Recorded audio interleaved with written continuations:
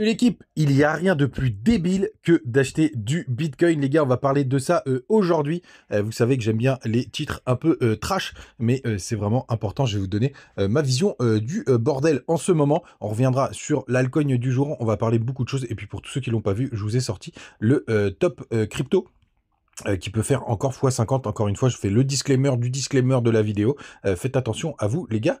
C'est du low cap, donc c'est toujours un petit peu dangereux. Et bien entendu, on verra ce que fait BTC à court terme et où est-ce qu'on peut aller. Du côté ce matin, du coup, BTC, on est à 89 877, 3,7% de hausse. Ether qui est à 3200 $, 2,7%. Sur l'est de la map, c'est plutôt propre ce matin. On a Missile Sol qui nous pousse un joli 7%. Crypto Clébar 9%.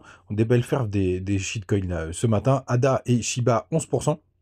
On a PP qui pousse 84%, les gars. Ça faisait longtemps qu'on n'avait pas vu des perfs comme ça. Top 17, pour le coup, c'est magnifique. Vraiment, les shitcoins sont à l'honneur sur ce bullrun. On a celui qui pousse un joli 18,2%. LTC 15% ce matin. WIF qui a été listé du côté de Coinbase qui pousse 44%. FED qui avait pas mal corrigé hier. Alors c'est parce qu'ils ont intégré dans la fusion PAL AI. Alors je vous cache pas que j'ai pris un petit long parce que j'ai trouvé que le FUD et la correction étaient un petit peu trop poussés pour une news qui est pas dramatique non plus, voire même positif. Enfin bref, j'ai pas trop compris. Du coup j'ai pris un petit long hier. On a Bonk aussi qui pousse un joli 31% ce matin. En forme comme tous les shitcoins. On a RNDR Render qui pousse 11%. Et à la fin du top 50, c'est Phil qui clôture la marche à 6%. Allez, même si on descend, on voit que Floki aussi fait des belles perfs. On est à plus 24%. Les gars, du côté du daily du BTC, il est où mon petit daily du BTC? Il est là, tout simplement. Alors, hier, on a fait une jolie petite poussée. On a été chercher un nouvel ATH. On s'est fait rejeter assez fortement. Rien de dramatique, hein, les gars, pour le coup. On a quasiment touché ma target, je vous le disais dans une vidéo, qu'on devrait aller chercher les 94 000 $. On a été quasiment les chercher au poil de fesses près, donc ça c'est plutôt pas mal. Comme je vous disais, il y a très peu d'indicateurs d'intéressants désormais, mais moi ma target principale, c'était les 94 000 $ à court terme. Est-ce qu'on va avoir besoin de respirer? Je sais pas trop, les gars, parce que je trouve que ça repart toujours à chaque fois très très fort. Donc on va voir vraiment ce que ça va donner. Et le daily, il nous donne pas beaucoup d'indications. Donc on va descendre sur les plus petites time frames.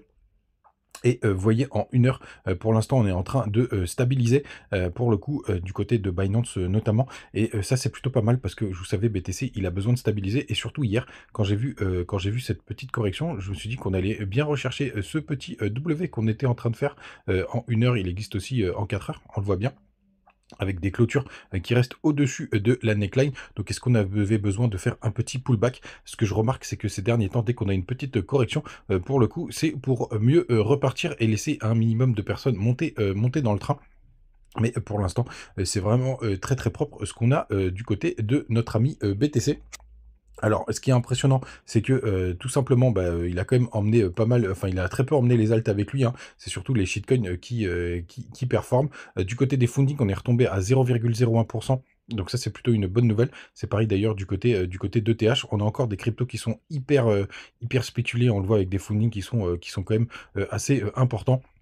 Ce matin, c'est Swell qui est fortement en négatif, 1,9%. Je ne sais pas si vous vous rendez compte, c'est 100 fois plus cher 200 fois plus cher que les frais habituels. Mais si vous êtes en long, vous êtes payé une blindasse.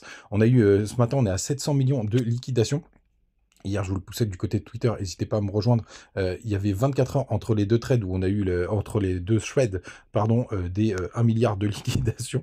Et là, hier soir, quand je l'ai sorti, tout simplement, on était à 874 de liquidation, les gars. Vous ne savez pas vous rendre compte. Ça fait 2 milliards de liquidation quasiment en l'espace de 2 jours. C'est quand même, ça faisait longtemps que j'avais pas vu ça. Je crois, enfin, les dernières fois qu'on a eu des variations comme ça, c'était à l'époque de FTX de mémoire. Du côté des ETF, c'est rentré encore assez fort.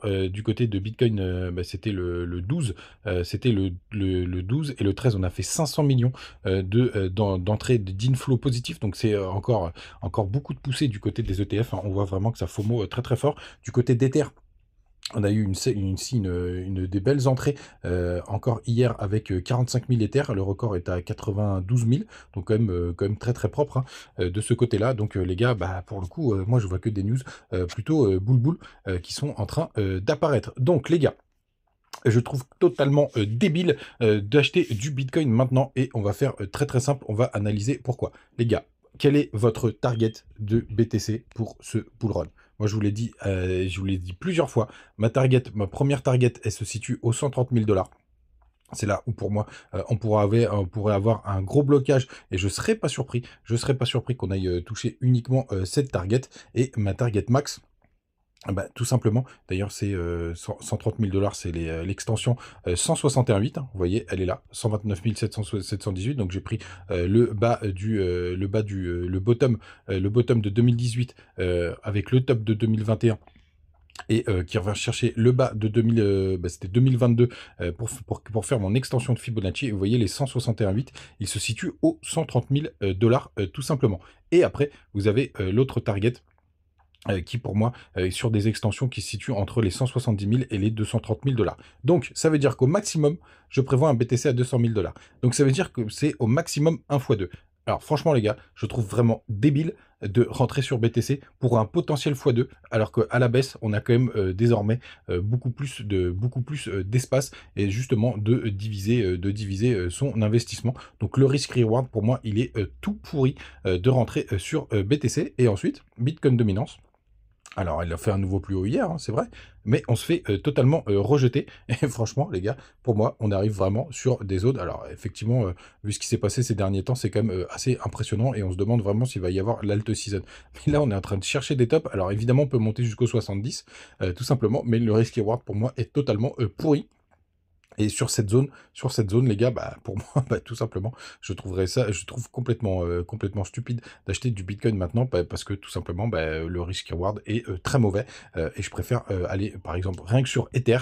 Sur Ether, la possibilité de progression est beaucoup plus importante. Je sais pas où il est mon petit ETH. Enfin bref, voilà pourquoi je trouve ça débile de prendre du Bitcoin maintenant. Et même sur du long terme, hein. Franchement, moi je préfère attendre les bear market. Je vous le dis, en bear market, je suis sûr à allez, 99% qu'on retrouvera ces prix-là. Donc tu attends 2 ans, tu profites plutôt du bull run différemment, en espérant qu'il y en ait bien un. Tout simplement, n'hésitez pas à me donner votre avis en commentaire. Avant de finaliser les dernières petites choses, on va du côté du long short ratio. Alors attention, parce que quand même, c'est pour ça que je ne serais pas surpris quand même qu'on ait la correction qui arrive maintenant. Ça y est, on est revenu à 50-50 du côté de Binance, du long et de short. Donc grande méfiance les gars, on arrive sur les zones dures et je ne serais pas surpris qu'on ait des belles consolidations. Les gars, on continue Telegram. N'hésitez pas à nous rejoindre, toujours des petites news, des petites infos. Vous avez les liens du côté de BitGet, notamment en commentaire épinglé. Et vous l'aurez aussi du côté de YouTube, tout simplement. Et merci, parce que j'ai vu 59 nouvelles personnes, 64 nouvelles personnes qui sont arrivées du côté de TikTok depuis hier soir. C'est impressionnant, on commence à être vachement nombreux. Ça fait plaisir. Bah, c'est la petite vidéo sur les dernières cryptos pour faire x50. Ça vous a bien plu. On enchaîne. Hier, je vous partageais aussi sur Twitter que j'avais pris un petit long sur Dusk que je trouvais qu'il avait une bonne tête. C'est dommage, vous l'avez pas tous vu. Ce matin, ça se passe plutôt bien. Tout simplement, il est où mon petit Dusk? Il est là, hop, ça se passe plutôt bien. Ce matin, on est à combien? Plus 60%. Ah, dommage, on était à plus 100 tout à l'heure. Mais c'est normal, j'ai pris un levier assez costaud. Et la crypto du jour que vous m'avez demandé en commentaire, désolé, il y a un petit décalage, puisque tout simplement, hier, on n'a pas eu le temps d'en faire. C'est tout simplement CKB de mémoire, ouais c'est ça, CKB qui est sur des zones vraiment hyper intéressantes hein, depuis le pump qu'on a eu, on avait eu un pump frénétique, et vous voyez on est en train de retester les 0,78,6, donc ça c'est vraiment très très propre de cette poussée, vous voyez on est en train de les travailler fortement. On est en train de faire des jolis petits pullbacks, tout simplement, et un petit W qui est en train de se former en ayant retesté toute cette zone juste là. Donc c'est plutôt propre ce qu'on a du côté de CKB. Alors quand on va du côté de notre ami CoinGecko, pour avoir un peu plus d'informations CKB, donc c'est Nervous Network, tout simplement, on est sur, hop, on va regarder quand même le max, tout simplement, le market cap. Attention, on a fait un nouveau plus haut en termes de market cap, malgré qu'on n'ait pas atteint le nouveau plus haut sur le cours. On est à 500 millions de capitalisation boursière, de capitalisation. Attention, on n'a pas la max supply, donc ça c'est vraiment très important de le savoir, mais en tout cas le ratio est plutôt propre, donc il faudra regarder l'émission des tokens. 125 millions de trading volume, donc ça c'est plutôt propre. Et bien évidemment, il faudra aller jeter un œil du côté de Twitter, mais c'est un gros projet. Moi, ça déconne, quand je passe par CoinGecko, ça ne le faisait pas avant. Mais c'est pas grave. On va aller regarder juste si on a quelques infos du côté de notre ami Chainbroker pour faire une vraie analyse. Où est-ce qu'il est, mon Chainbroker? Il est là, hop.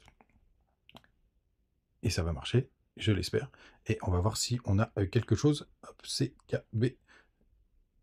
Il est là, Nervous Network, une petite note de 5,72, c'est pas folichon, mais rien de dramatique. Hop, et la dilution des tokens, bah, normalement, on est plutôt propre parce que tout semblerait être en circulation. Donc ça veut dire qu'on n'aurait plus d'inflation. Donc ça, c'est aussi pas mal pour la suite. Les gars, n'hésitez pas, les petits bonus, me mettre en commentaire ce que la crypto du jour que vous voulez qu'on analyse. Et puis, on se retrouve demain. Et encore merci pour le soutien, les gars. On est de plus en plus nombreux. Ça fait plaisir. Et faites attention à vous. Ça peut consolider sur ces prochains jours. Et puis, je vous l'ai dit, pour moi, l'explosion, c'est potentiellement la semaine prochaine pour les alts. On verra si je racontais des conneries ou pas. Mais en tout cas, c'est ce que semblerait suggérer le graphique. À plus tard, ciao.